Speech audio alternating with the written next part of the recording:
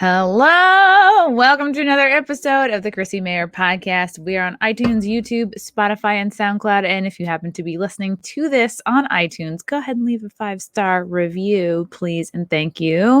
Quick shout out to some dates coming up this Thursday. I think that's today. That is today. Later today, you can see me at Bridgeport.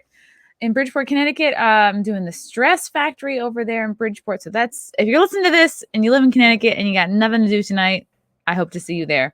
And then I'm heading to the Jersey Shore, Point Pleasant Beach area this Saturday, the 17th, with comedians of the Compound. And then the 20th, I'll be headlining Jinx on the boardwalk.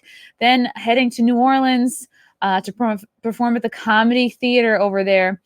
August 13th and 14th, and then back to Vegas September 10th and 11th with comedians of the Compound, and then I'll be back in Texas September 17th and 18th at Hyenas in Dallas. I really like that room. Quick shout out to our sponsor, Cushy Dreams. They are my go-to for all things CBD related, and I feel like in this ever increasing anxious world, it's we need it now more than ever. Just ways for us to kind of relax, and Cushy Dreams really helps me with that, to be honest. They offer a full lineup of premium smokable CBD. They specialize in extraordinary CBD rich hemp flower, aka bud, in cans and pre-rolled joints. Tastes great. Smells great. It's just like high quality weed pretty much, but you're not going to get high. There's under 0.3% THC in all of these products, so you can enjoy all the health benefits of CBD without going out to lunch. It's cannabis that ships directly to you, and it's legal in all 50 states. It helps you sleep. It's just a good little something if you're feeling a little anxious before bed. Join the men and women who are sick of vapes and gummies and want to smoke their CBD. Cushy Dreams has CBD flower in pre-roll joints that come in specific indica sativa blends like Energy, Hustle, Relax, Create, Dream, Energy. I said that one already. I like the Hustle blend. It makes me want to go it's like up and at 'em. But if you want to relax before bed, do like Dream or Peace or one of those. So go to cushydreams.com. That's KUSHY dreams.com and get some high quality CBD bud. At the checkout, use promo code CMP. You're going to get 20% off every order and smoke your CBD. All right. Enough of that. I'm so excited to have this girl here. This gal. She's a woman. We're grown women here.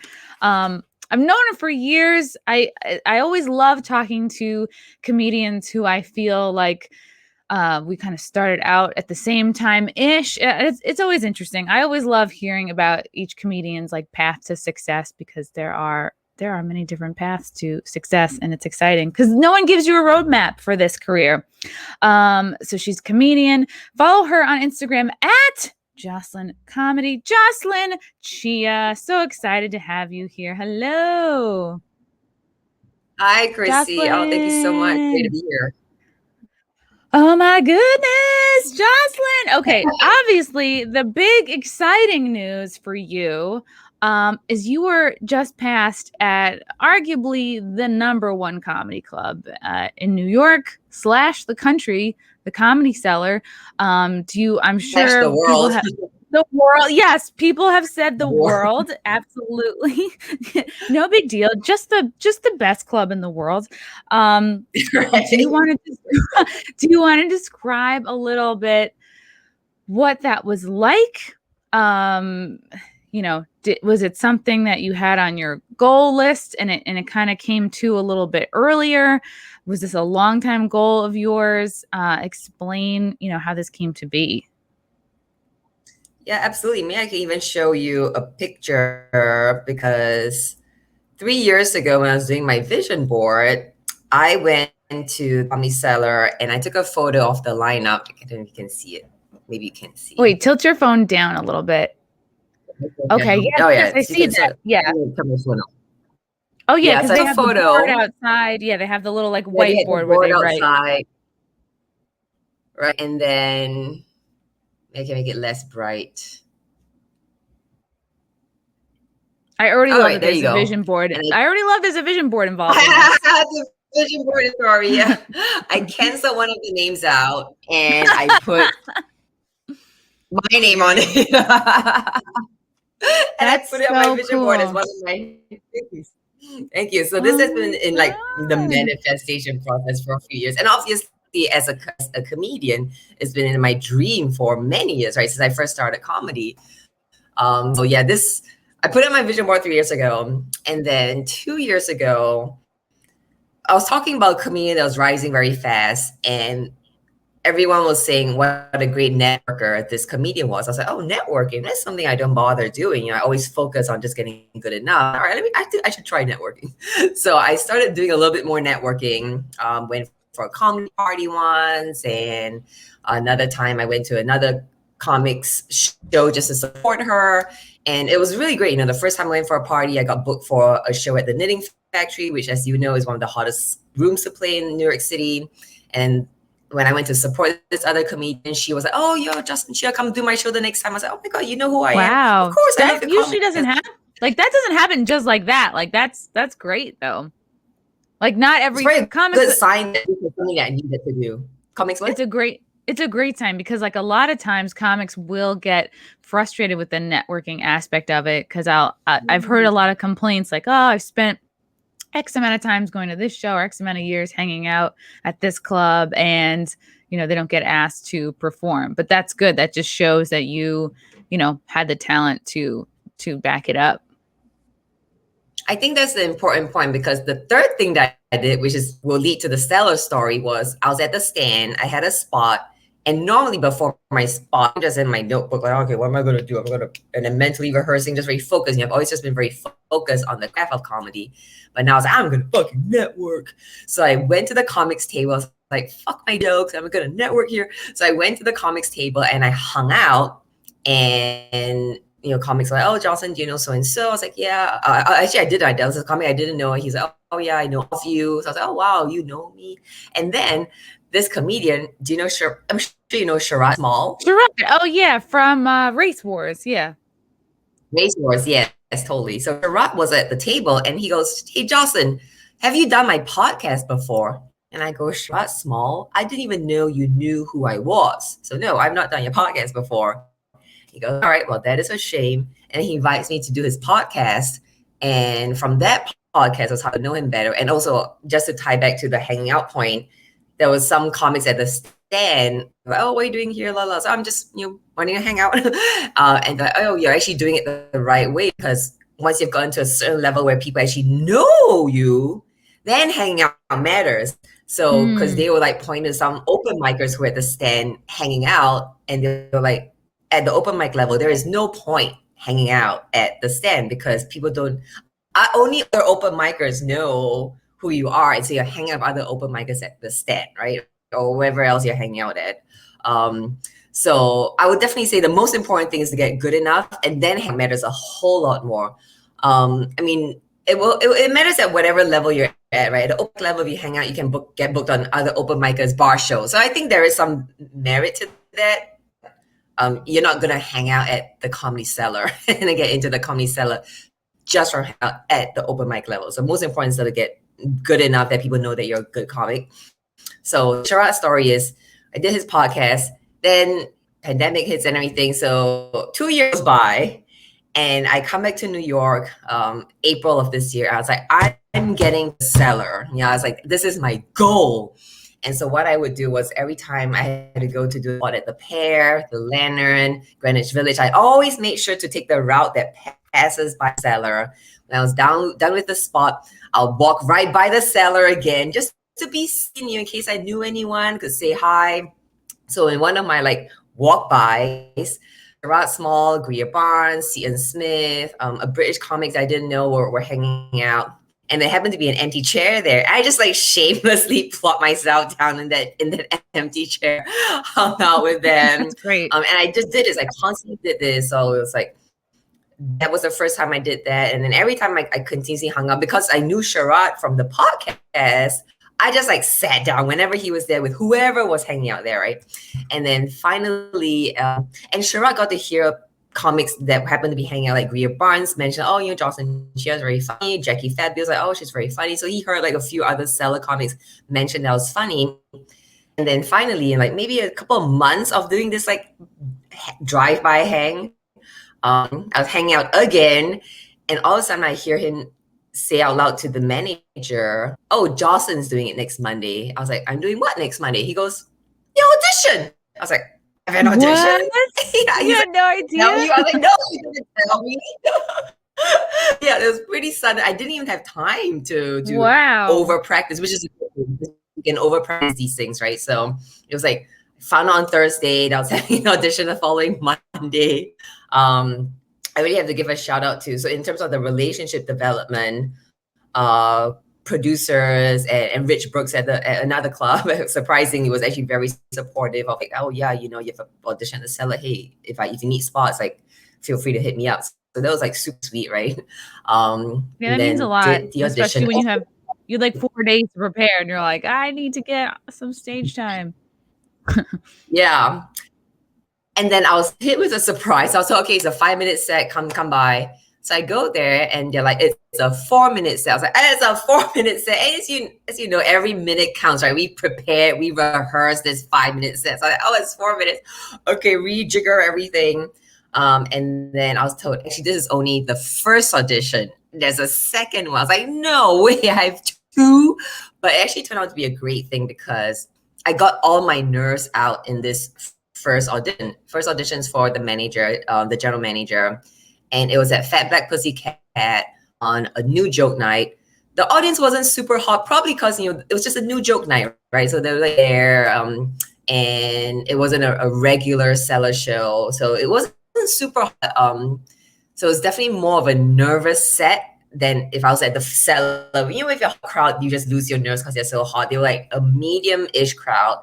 I was like, oh, I'm not really like killing, but doing well enough that the manager after was like, pass me your tape, I'll send it to the booker. I was like, okay, great. She liked it enough that I can get it to the booker. So now I'm like, okay, I need a fresh tape. Like my tape was pre-pandemic, it was a while ago. So again, who has a spot for me? Again, Rich Brooks freaking hooks me out with a spot and tapes it for me, sends it to me. So now I have this fresh tape. They send it to the booker and I get invited to audition. And I'm so glad I did the pre-audition because I wasn't really nervous because I got all the nerves out. I had no more nervousness left, So I went to the audition. I was still, of course, still nervous to the extent that I couldn't think of anything all day. Like, oh my God, I can't even eat. But it wasn't the crazy nerves that I had when I thought I was just like this one shot, right? And also because I got into the first time, I wasn't as nervous the second time. And a comic at the Cellar, Vince told me, now we're doing it this way because we wanted comics to get their nerves out in the first audition so they're not as nervous in the second one. He's like, he noticed that when people just went straight to the booker for SD, people were very nervous. And there are some comics that still audition straight for SD. And there was another comedian that the booker was just commenting. She passed, so she did well, but the booker did comment that the other comic was nervous, but Jocelyn Chia, been there, done that. And the other comic did not pre-audition. She went straight to SD. So this system really works. You're like, oh my God, I have to audition twice. But it works to like get your nerves out the first time around. So the second time, you're like, all right, I already fucking auditioned once. I can do this. So I go to the Cellar and like after being nervous all day, I finally get to the Cellar and they're like, oh, you'll probably be on the next show. I was like, oh my God, I have to wait another hour. Fine, I'll wait another hour. And as I'm like waiting, all of a sudden, the next comic was delayed. So they're like, hey, Jocelyn, you're up next. So-and-so's running late. I was like, oh, I'm up next, which was actually really great because I didn't be nervous for another freaking hour. So I go down to the stage. Like, all right, here's where you enter the stage here. Let me hold your bag. Like this big grown black guys are all right holding my little Asian bag. It's very funny. And yeah, all right, go. Like on stage, do my first joke. Once I hear that first laugh, I forgot I was auditioning and I just like went with it. The audience was hot. They were like lapping everything out, laughing at every word they should be laughing and more. So I had a couple of surprise laughs I wasn't expecting, which is always a great thing. It's always a sign that they're really loving you. And my set. Didn't even have time to finish my set because they were laughing so much that they took up another 2 minutes of my 5 minutes. So didn't finish my set, but like I just had to end it like in your mid set. And then the host comes up and he hugs me for like a good 6 seconds, which feels like a very long time when you're on stage, right? A good 6 seconds, just like hugs me, like just like hugging me. Audience is going crazy. And then he's like, this was her first time at the Cellar. And they go even crazier. That was my first time. I was even a regular comedian. Yeah, and I walk off the stage, people are clapping, cheering, high-fiving. The booker's there, and she takes me by the hand, come. I'm very impressed. And then we go to the table, and she's like, let's make this happen. I was like, that means I'm in? She's like, yes, you're in.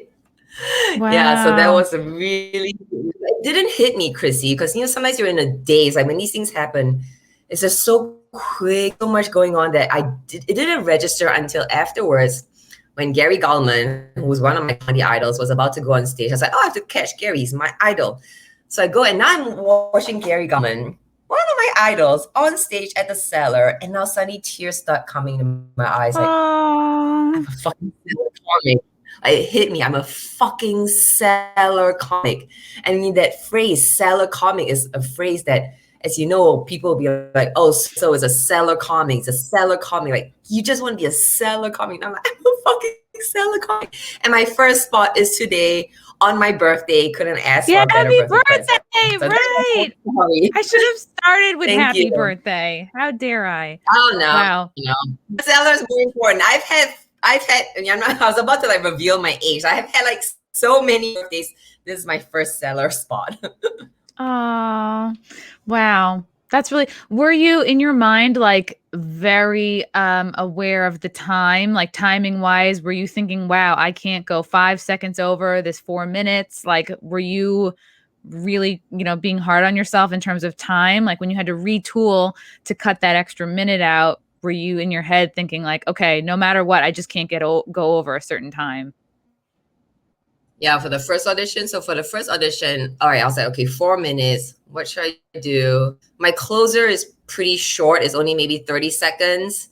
So I was like, if I cut, but then the joke before the closer is like a minute and a half. So I was like, oh, fuck, I can't just take out the one before and replace it with the closer because then I'd be under time. So I decided to just like let go of my closer. I was like, I'm just not going to close on my best joke and like hope for the best. I had no time to really prepare. I was like, just told it's 4 minutes. All right, fine. There goes the closer. And then that brings me to a comedic point that a teacher of mine, Wally Collins, had said before, which is always be closing. Comedians are always like, oh, I have to do my closer. I have to do my closer. He's like, just get all your jokes good enough that if you have to close on one of them, you'll be fine. So I had gotten not my whole set for sure, but like for 5 minutes, if I had to end on any of the jokes I did in my tight 5, it would have been fine. So I was very lucky. I got myself to a point in my career where wherever I ended would have been like decent as a closer. So I knew I didn't have to do a closer. And it was the same thing for the 5-minute audition. So the pre-audition is 4 minutes for those who are interested in auditioning. The final audition for the booker is 5 minutes. So the 5 minutes, I was like, all right, I'm going to do my whole set. This is going to be great. But still, in the moment, I ran out of time. I got the light. I was like, oh, fuck. I only just started the joke before, which was a minute and a half. Like, okay, well, there goes that closer again. I've never told my closer on stage at the Cellar yet. Wow. That's so cool. Did you have to do a different 5 minutes for the second audition or just like no, they didn't care? God. Yeah. I was like, because I actually had to ask, I was like, can I do the same 5? Because she saw your tape already. So I thought I'd do a whole new 5, which wouldn't be as hot, right? I just gave her my best 5. The next best 5 is not as me as good. Best first 5. They're like, no, she just wants to see how you feel in the room. And when I talked to her, she goes, you did exactly what I was expecting you to do. That's a good thing. I was like, great. So I think, wow. To everyone out there, just do the exact same set that she saw Jojo like, because she was like, I only invite people after seeing their tapes if I think I'm going to pass them, right? I don't want to waste people's time. So as long as she likes her tape, that means she likes what she saw. So just do what fucking did on the tape. Wow, that's so neat. So it sounds like, yes, she just said a few things to you, and it probably just like all happened so fast, like you said, and then you get the way to contact her and send avails, and then because I've heard from other comics that like that get past there, they and I don't know if this has changed, but they'll give you like a lot of spots right away to kind of like, you know, like I guess test you, to just throw you right in, throw you to the wolves, I guess. Yeah, I did hear that. So I've been pre-warned that, you'll be spoiled with a bunch of spots and you'll be like, oh my God, they love me. And then it'll like drop off after the first 2 months. So I'm like, okay, this is the honeymoon period. I get that. Enjoy it while it can and not freak out when it tapers off. So at least I'm pre-warned. I don't think, I did something wrong. Yeah. That's really amazing though. I mean, like you were funny and it's just like you figured out, okay, like what's the missing piece? Is it networking? Like, because you had this goal. You had this goal of getting past the cellar for so long and you were like, that's what so many comics think is like, well, these things should come to me if I'm funny. And then you just have to work so hard. Yeah. You just have to you work so hard. I see you putting yourself out there, right? So I really think I do recognize that a lot of people's advice was just get good, right? Like, it was so easy, just get good. But then I noticed at a certain point, like, okay, no, wait, this person's really good. That person's really good. There was a comedian that I heard who was in some town, like, I don't know, I not New City or LA, right? Just another town in the States, and that he was so freaking good that comics thought he should be famous, but he wanted to stay in his little town, and so he never got known enough. Like, he is good enough, but he's not known because of his location. So I was like, you know what? There are other factors other than being good enough, like location. And then when I heard that this other comedian was because the person was so good at networking, I was like, all right. And I love that I found some part that I was missing and it fit the puzzle, because I think a lot of people will start blaming things like, oh, it's racism or sexism. And I never find it constructive, because what can you do about your race or your sex, right? So try and find a reason that you can actually tackle, like networking, or move to a different city, or get good enough.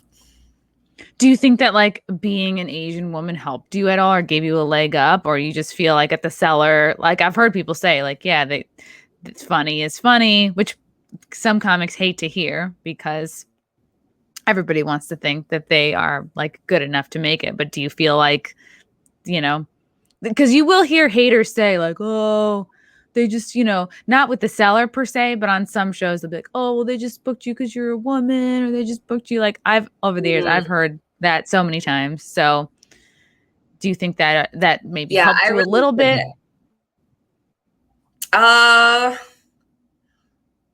I have two answers to that. It is possible because Sharad, who recommended me to the cellar, told the booker and the owner and a few other people, okay, if the only Asian comedians doing your club are famous, you're the problem. Meaning they're not developing non-famous comedians, right? So you just say there are no Asians at this club. The only Asians here are now famous. Like, we need to get like more Asians. Like, we have none. Like, they're too famous. No, they still do the cellar, of course. Everyone does a cellar, but they're not like on a regular lineup, right? So I think he did play the race card with them, but at the end of the day, SD is, and I really admire this about her, because I'm like that. I prefer just looking at funny. And she's like that. She's like, I don't see race, I don't see gender, I don't see orientation. I just see who's funny. I'm not gonna book a woman just because she's a woman.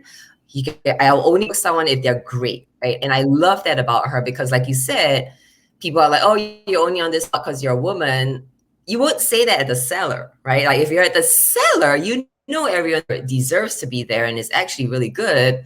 So I would prefer it if people, that was like the norm everywhere, that any place you go, you can rest assured that everyone was booked based on their merit. And that's why I actually did a controversial post. I don't know if you saw it. It's like a few years ago when I said, hey, cause I was very tired of female comics why is it all men on the lineup? Why is it mostly men? Where are the women? And it's usually like, one woman, 4 guys on these lineups, right? So they're complaining. And then one one person, there was a show like Dudes Against Violence Against Women. It was in the title of the show, Dudes Against Violence Against Women. So it's all men on the line because it was dudes, right? This female comedian is like, why is all men on the lineup? I'm like, that's the purpose of this show. So I think women were taking it like so, they were being so sensitive about it. I finally posted this post. I was like, hey girls, it's statistics, not discrimination. Like we have about approximately 20% women to 80% men in comedy. So if a show wants to book the best comedians they can on a show of 5 comedians, 20%, one of them is going to be women, and then 4 dudes. Like it's statistics, not discrimination. Like I never blame my sex for not getting spots. Like I thought, okay, I'm just not good enough. I'll go to the show I want to be at, watch the comics, saw where the bar was, and then work to get to that level, right? Like I never blame sex. And I did hear, I think in one of my first shows, someone was like, oh, you were the best woman. I was like, oh, no, you don't be like, oh, you're the best woman. I mean, there were like 2 women. So like, fuck shit, right? I want to be the best, period. So I never wanted to like be the best, vagina on stage. I always like, okay, make sure I was like as good enough as the guys. And that was, I guess maybe the benefit of being in a male-dominated industry. Even before comedy, I was in the legal industry. I was in, not that consulting is that heavily male-dominated, but the firm I was at had more males than women, where you never feel like, or at least I never felt like I could just be like, oh, I'm a minority, I should be given a break, affirmative action and all that. And also because I didn't grow up in America, I didn't grow with affirmative action as a thing. I grew up in Singapore where we were a meritocracy. It was like drilled into our heads that Singapore is a meritocracy. If you're good enough, you'll get ahead. So that's the mentality that I take to comedy. If I'm good enough, I'll get ahead. It's not discrimination. It's not sexism. It's not racism. No one's giving me a leg up for my race or my gender, but just get good enough and you get ahead. So that served me well, like being a Singaporean and just that meritocracy mindset has really helped. Good for you, because I feel like there are.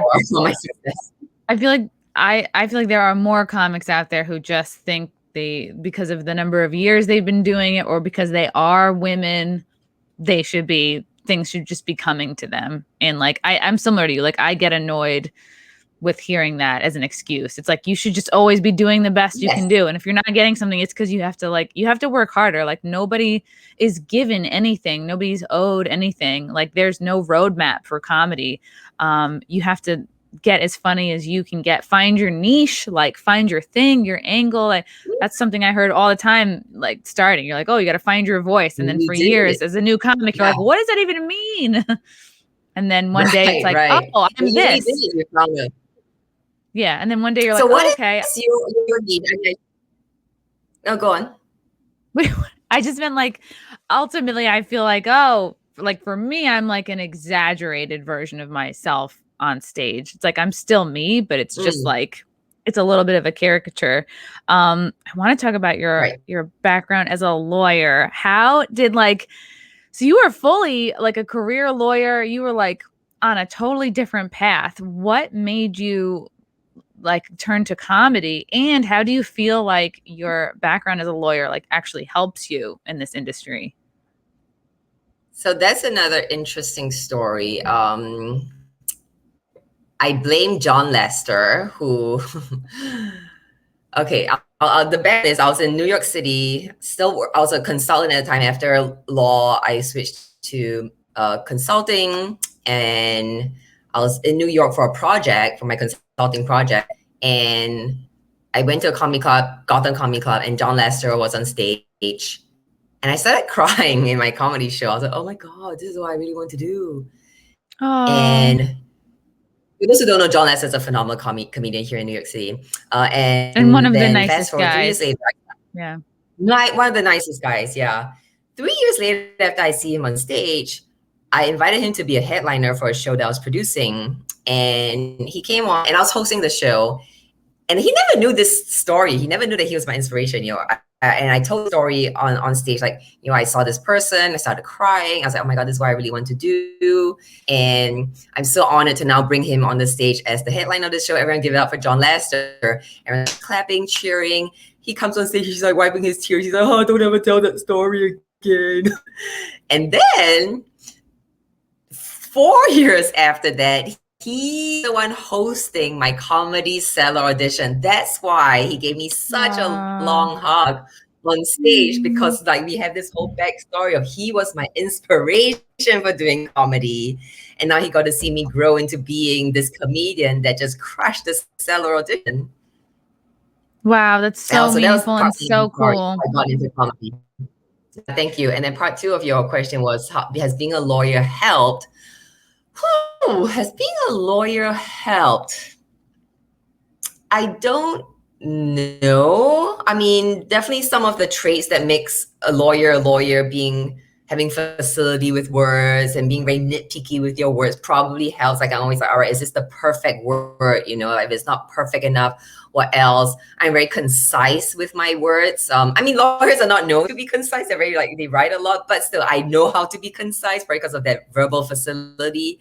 We probably can be more concise as lawyers, but we charge by the hour. So that's probably why we're more verbose. Funny. But as a comedian, as you know, brevity is the soul of wit. So I'm always very good at editing out to make it tighter and punchier. I guess in that sense, that helps. I think maybe the origin story gets me some fans. They feel it. They feel it's very inspiring. Like in my recent post for the Cellar passing, it broke 1,000 likes on Facebook, which none of my posts have ever done before. Almost 1,000 on Instagram, and a lot of the comments were like, wow, you're so inspiring. You know, you left the law to pursue your dreams and now you achieved your dreams. So I feel like in sense of like getting people on board, supporting you, that story of like transitioning from something so rigid to something so artistic, probably gets people following my journey. I've had law school friends like message me, oh my God, I thought like multiple times today how happy I am for you. So it's just like getting supporters, it helps help. But I wouldn't say being a lawyer has really helped like a tremendous amount. No, it doesn't make me if anything, it might be, yeah, like your work ethic and probably more so your background of like coming from Singapore, whereas like the best person gets the gig and just teaching you hard work over like, oh, I should just get things coming to me. Not teach me networking. It was America that taught me the importance of networking. It was like the combination of my two countries, hard work plus networking equals success. And then you performed in Singapore. How did that come to be? Like after you left, I mean, obviously, and then. After I left, I've been performing in Singapore over the years. So I perform in Asia once a year. I do a little Asia tour. I remember last time when I was back, I was able to headline in like Vietnam, and COVID was around, and my mom was like, if you go to Vietnam, when you come back, you have to quarantine your own room, and we're gonna separate your laundry from us. I'm not gonna talk to you for 2 weeks. I was like, oh, I'm going to Vietnam. That's great. How do you feel like you have to alter your set or your comedy at all when you go abroad to Asian countries? Yeah, 100%. I mean, even when I started doing the road, I was doing New Jersey as my first road gig. I was like, wow, how come jokes that work in New York City don't work here? So that was my first inkling that your location is going to matter in where your jokes hit. So going to Asia was like a whole different ball game with like, oh my God, they're not getting this American reference. So I had to really edit my set to take out the American references, localize the humor more. And I nearly quit comedy because I was like, oh my God, I worked so hard for my jokes to work in one city in the entire world. But I stuck with it, and I've actually internationalized my set more. So some comedians in Asia have or in the UK as well, in Australia, they have an international set and a local set. I was like, that is a lot of fucking hard work. I was like, I'm not creating two sets, right? One was hard enough. So I just made my jokes more mass appeal, so I could do them anywhere: Asia, Europe, America. I do Europe as well once a year. So the benefit of touring internationally is that then my jokes become more appealing to a broader audience. I also sometimes I wonder if that's really a good thing, because then maybe it becomes too vanilla if like you're appealing to so many people. It helps you kill. That's probably why I could do so well at the Cellar audition, because I know these jokes work anywhere. So no matter if the tourist is from Norway or Denmark or Milwaukee, like they're probably gonna get it. So it helps in like getting a strong audience reaction. But I also wonder if it's making me too broad and not, like you say, find a niche, like kind of like the dark humor comics will have like their dark fans following them. There'll be rabid fans. If I'm too broad, then maybe it's not unique enough. That's something that I have at the back of my mind. Okay, that's cool. Have you like encountered any like salty comments or haters or like anything like that? Because it's like, as we know, comedians are very catty. It's like they won't say it, but it's very competitive. You're constantly comparing yourself to other people. So, I mean, I just noticed from doing this like 10, 11 years, like people get very jealous. So I'm just wondering if you've noticed like any, weird, salty stuff like that. Yeah, so one was just like funny comments from, because I had passed at the comic strip live just last month, and then one of my friends was and it got like maybe 600 likes on my Facebook, and my other comic friend was saying, "Watch your Comedy Cellar pass get 12 likes because Jen comics don't want to like it." Oh shit. That's great. It's just one like funny thing. Another comedian did something very funny. Like yesterday was my first time out on the scene after my cellar pass and my cellar post. And one comment was like, "Jocelyn, congratulations on your pass at the comic strip." That's great. All right, that's like more funny. Yeah, that's cute. More funny, but I had one comic. He is a much more senior comic. He didn't know me, but I was doing my cellar hang thing. He's a cellar comic, and I was doing my cellar hang thing. Do you know the guy who did Jeff Singer, Mehran? Oh yeah, I know Mehran. Yeah, he did my Stonewall show all the time. Oh, okay, yeah. So he was he got kind of salty with me by saying like, "Oh, who is she? She's just a straight head. Why is she hanging out here?" And he was like, "Oh, you're such a nerd. I don't." And which grad school did you go to? I was like, Georgetown. He's like, I knew it. To my face. Wow. And also, don't feel bad about like being honest about what he said. He also called me like a conservative shill. So it's like we're not as good friends as we used to be. So yeah, this is what happens. Oh yeah, we were like, I thought we were pretty tight. And he sent me flowers when my mom died. It was like, we had like some like yeah, it was so nice. And then like yeah, and then just I don't know if it was jealousy or what, but like yeah, on Twitter like called me like a conservative shill, and I was just like, oh wow, like that's pretty uncalled for. And then you hear about other people who've had like similar ish conflicts with him, and it's like everyone's going through their own journey. It's all good, but it's always funny. I feel better when I found out. Yeah, because he was so verbally abusive that Sharad had to stand up for me. Like, why are you bullying her? And then they got an altercation. Mehran pushed Sharad. Sharad then saw red. Slam Mehran. That Mehran had his ass on the cellar floor. Oh my god, that's so funny. There's always fights happening at the cellar. I kind of love it. Are there really? But actually, speaking of my cellar story, this actually might have a part to play in it, because like Mehran, shoved Sharad shoved Mehran. Mehran's on the cellar floor. The manager was like, children. And that's how she got to know me, because Sharad was like, oh, I think Mehran got jealous because some fans came by and were like asking Jocelyn for her Instagram, wanting to buy her drinks, la la la. And Mehran, that's when Mehran got kind of spicy. And that put into the manager's mind that, oh, Jocelyn must be a good comedian to have like. So it helped you. I think that probably helped my audition, because she was the one that passed me for my first audition. So maybe like all came together to be like meant to be, including getting verbally abused at the. Yeah, people get jealous, and comedians are not generally known for being like the most well-adjusted, the most like sorted out, the most stable. So it's you hear about like every year, 6 months, there seems to be, you hear about like some fight, at the cellar. Like I've heard like, like did Kevin Brennan and Gary Goldman got into it once, and like you always, once in a while you always hear about like a scuffle. Yeah. It's pretty crazy. So funny. But all right, well, that's the clip we're working at. and it's interesting, like it's of course it's like, it's comedy, it's you on stage, so if things aren't going your way, it's so easy to take it personally, but you have to try to not take it personally and go, okay, what can I adjust to get the goals that I want to get? I think a lot of comics, like, they are their own worst enemy.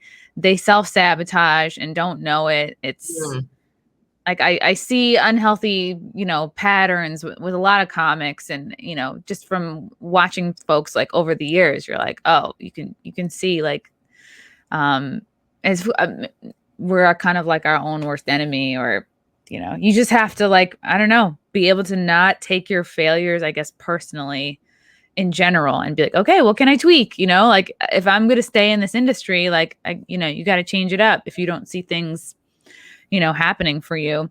What I love is that you start. I wanted to quit so many times. You what? I think self-doubt was my biggest. I wanted to quit so many times. I think I actually quit like a few times too. I think self-doubt is just our biggest enemy, because like you said, there's no roadmap. Law was so linear, right? Like, do well your LSATs, apply to law school, get into a good law school, study hard, get good grades, get your law firm internship, do well your internship, you get the job offer, work as a lawyer, and then like work hard, and you rise to partner. It was so linear. Like, you knew the roadmap, you knew what to do. And as an Asian girl, like, I worked well on that. I worked well on like knowing the steps, having the structure, and like doing it.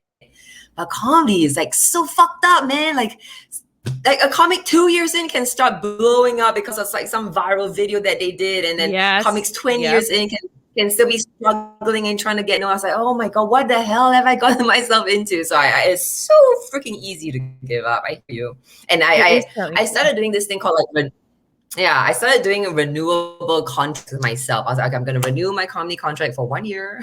This is what I'm going to do. Wow, that's a nice way to look at it.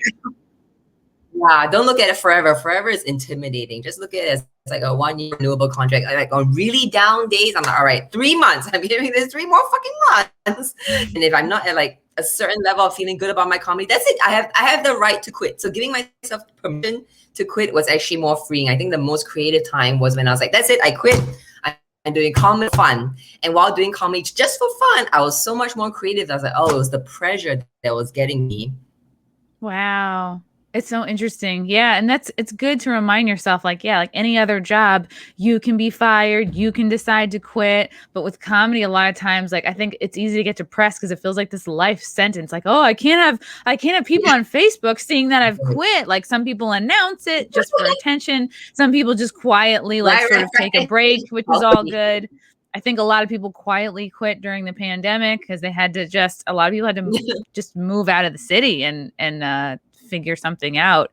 And Jocelyn, like, you're always somebody I've really liked and rooted for. I think like it was a couple of years ago. Like, I remember like bonding with you over, because you said like you manifested this goal. This was on your vision board.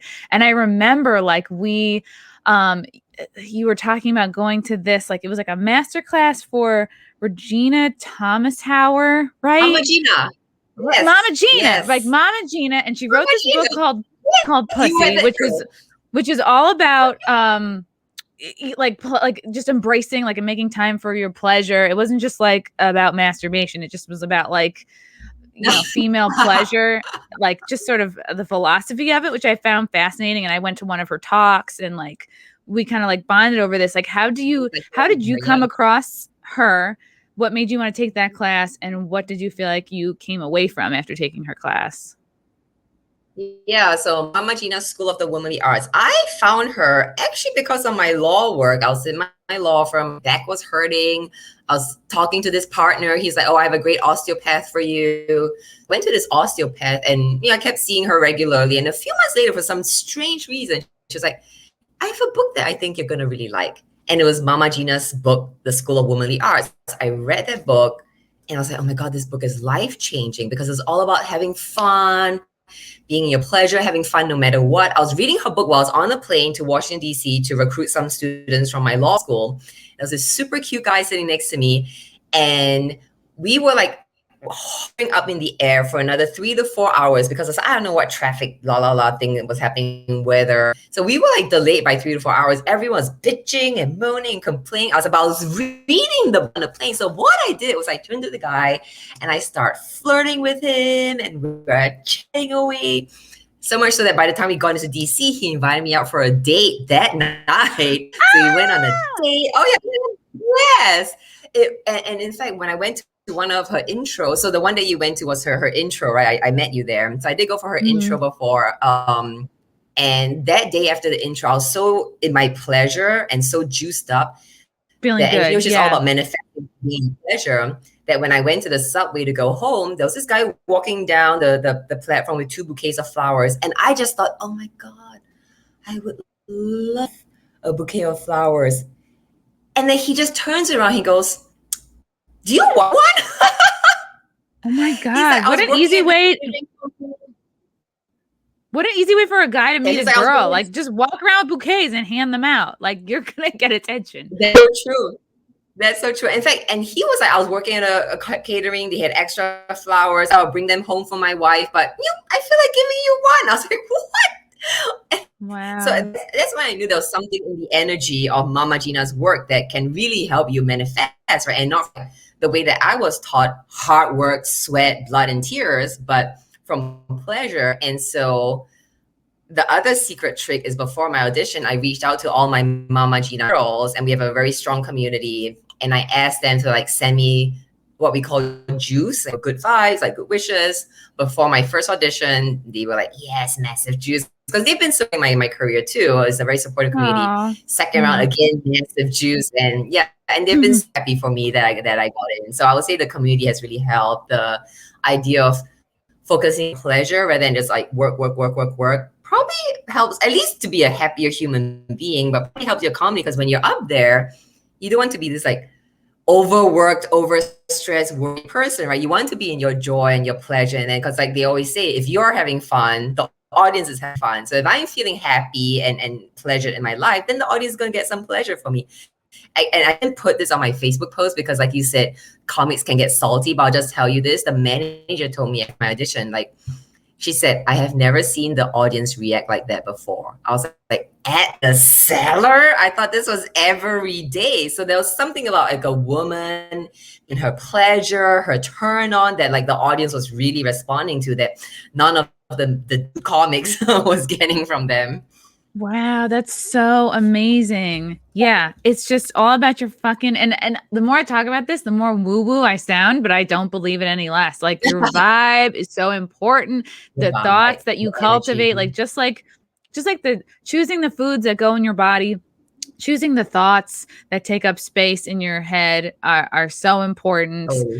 And who you're surrounding yourself with is so important, right? You keep in touch with that group on Facebook. It's like if you, and I notice a lot of comics that are just like dragging ass for a decade. It's like, yeah, your tribe is negative.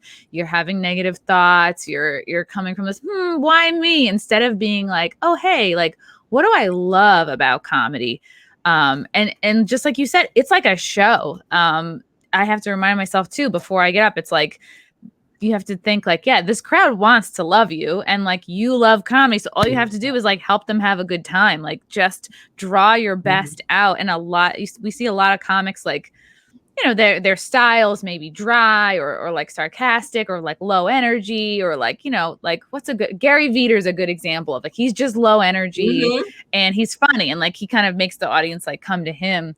But if you are like an upbeat, if you're an upbeat person and it's almost like the best version of you that's with friends that people love, like that makes your friends laugh. Like you have to, bottle that and just bring it to an audience in a sense, you know, that's like such a it's like what you said. Putting it, that version of you that your friends love is what you should bring to the audience. Yeah, I love that way of looking at it. Yeah, it's just like, it's funny. Like I always think of it too, like in terms of like, it's like a seduction. It's like you have to seduce this audience. And that is something that's seduction. It's a very like female point of view. And like, I haven't talked to that many other people who like, you get it, you know, it's just like, there's something different about like a woman's joy and sense of humor that like a man just isn't going to bring to the table. That's right. Yeah. And so we have to Yeah. work that to our advantage. Yeah. I love And that you see it in from the point of view too. totally. And I just like, as soon as I saw you that you passed, I was like, it reminded me of like, oh, like the Mama Gena teachings. And I was like, you know, with any like kind of spiritual practice, there are points in your life when you kind of like get away from it, you feel distant from it, when you feel Totally. like detached from yourself and your joy. You're like, oh yeah, it's just a good reminder. Like, yeah, you got to reconnect. You got to check in with yourself, just like any other like doctor's appointment. You have to be like, oh, am I feeling like a little spiritually detached? Like, consciously kind of reconnecting to that, and that was good. You were like, oh, what do I love about comedy? What do I really want? Instead of a lot of comics just like meander and drag their feet for years, and like you'll see some on stage and it's like, do you even like doing this? Like, do you even enjoy? That's true. Yeah. That's true. And by speaking of the femininity, you really bring that stage. I see you, you're like so beautifully dressed in your hair. Like you always look so beautiful in your feminine stage. Yeah, you really, you do that. Oh. I do, but like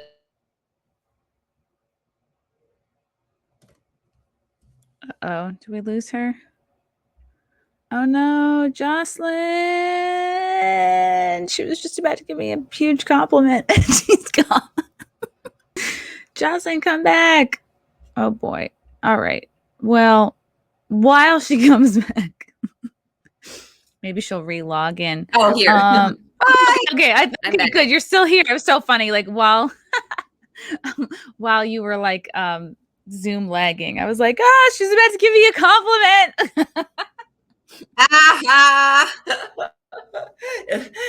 There was too much feminine power for the internet. I know. It had to shut down, right? Yeah, to shut down. But yeah, I do. So go ahead. I love Zoom. I love the Zoom lag so much. I've known that I don't know. I've always felt like I've loved watching you, and I love that we like connected over that. And it's like you're tapping into like this other power that I think like people forget about or dismiss, is like the manifestation. It's like finding your joy. And because I remember a few years ago, I heard I don't even remember who, but I heard a couple comics say like, oh, like Jocelyn doesn't write her own material. Like people always talk shit, and I just was like, and it's weird. It's like you kind of like, anytime I hear someone like kind of talk shit about somebody I like sort of quietly log it, and I'm like, like where is this coming from? Like it's probably jealousy. But how do you deal with like, haters and rumors and shit like that? I remember this stage very clearly because my friend was the founder of this comedy writing service called Comedy Wire. And he's like, Jocelyn, can you please try this service for us? Give me your feedback and be my guinea pig. So it's not like I paid or anything. I was just like his guinea pig to test out his product because he was the founder. And it's a service where writers in the service will punch up whatever material you need, whether it's the script or a stand-up set, a commercial that you have. So I'm pretty sure that's where the rumor came from. They were supposed to sign an NDA, but haters be haters, right? So I did hear that. I was like, what the fuck, man?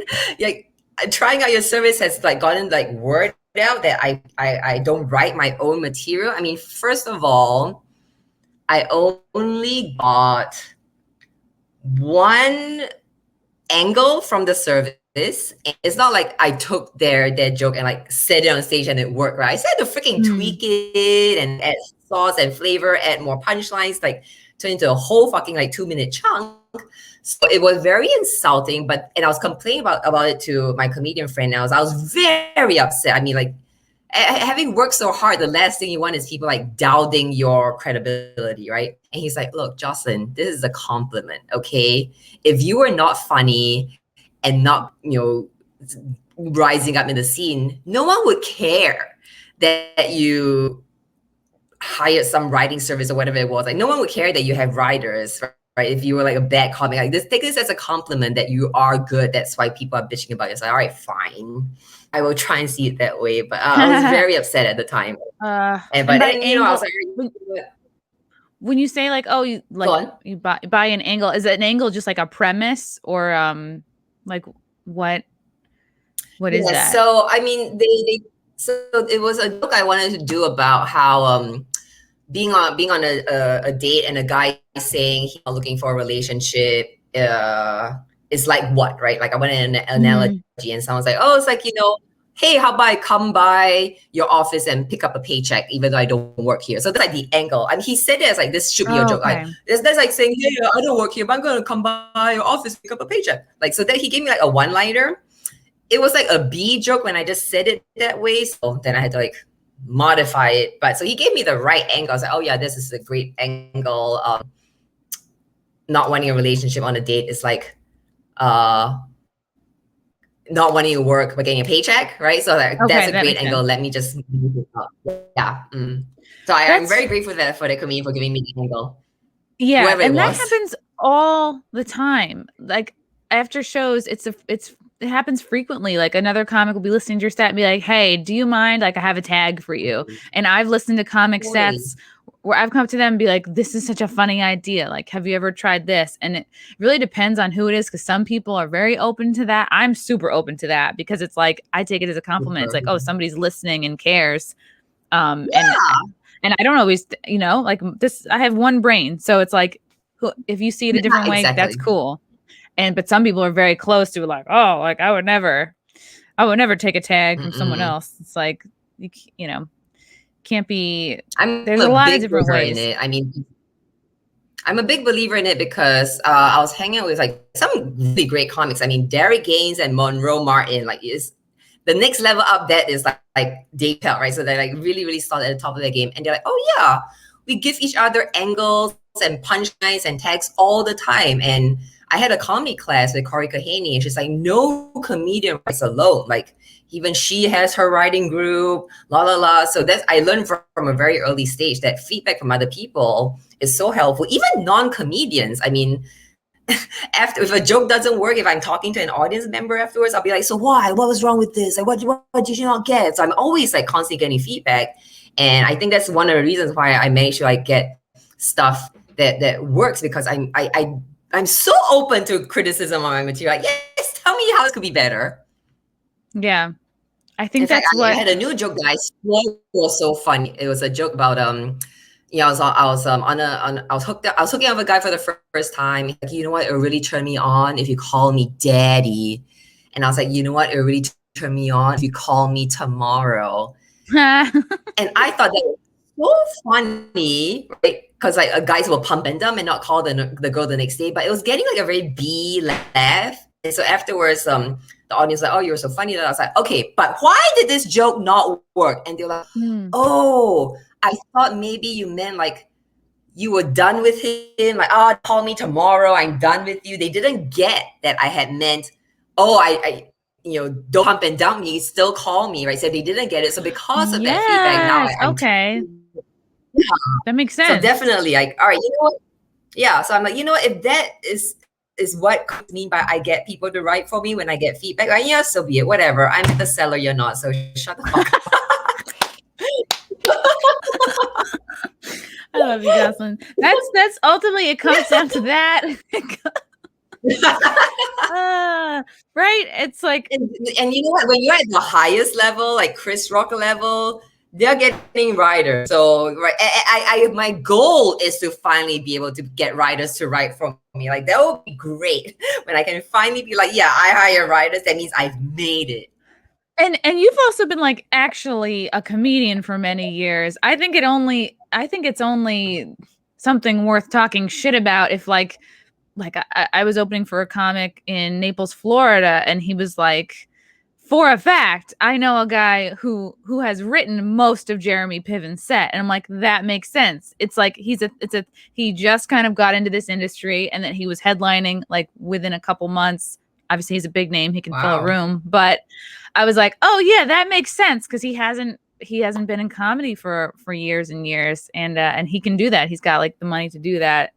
Getting tweaks and I mean, I do. Yeah.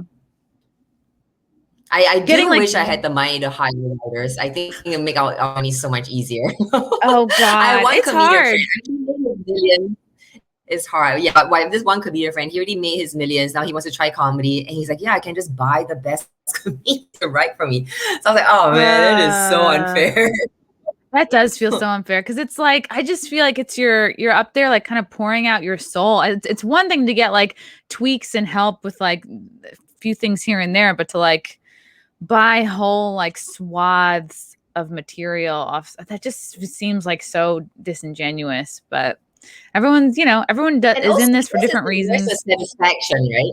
Yeah, I guess so. But so don't you get so much satisfaction from like your jokes working? Yes, it's like a little birth. Satisfied it's a little birth, yeah. It'd be so dissatisfying and for people just like write for me, and I just like, and then you're just an actor. Yeah, exactly. Which like makes sense because if he came from the acting world, he's used to regurgitating lines. And I can talk shit about Jeremy Piven because he was rude to me, so I get a pass. And we hate him too. It's like I love everybody until you're like mean to me for no reason. I don't know. People, yeah, it was. People get weird. I feel like every industry has its own like drama and gossip, whatever. But it's just so competitive, and like we're all linked, kind of. With social media, so it's like you just never know who's keeping tabs on you, who's feeling a way about your success, and it's like I just admire you, Jocelyn. Like you're doing you. It's like it's so important to have goals because it's like why else are you slogging away, going into the city, doing sets, like staying up late at night? It's like not an ideal lifestyle. So it's like you have to remember why you love it to keep you, to keep you fresh and energetic about it. Yeah, totally. Jocelyn, where can people find you, follow you? They can see you tonight at the Cellar. And I'm sure you're posting your other Cellar dates. I'm doing it drunk because I'm coming for my birthday party. I told the person whose show it is, it's Sherrod's show tonight. I was like, it's my birthday party. I can't do this show. He goes, just come by after your party. I was like, I'm going to be drunk. So are all of us. So I'm doing my first Cellar spot as a Cellar comic drunk. That's good. So my Instagram is Jocelyn Comedy, JOCELYN Comedy. Awesome. Jocelyn, thank you so much. Yes. Okay, cool. Yeah. And follow her on Instagram. Check her out at the Cellar and at the comic strip and everywhere else she'll be getting up. Jocelyn, congrats. Really proud of you. You're kicking ass. And I hope to see you soon. See you soon. Bye, Jocelyn. Bye. Bye.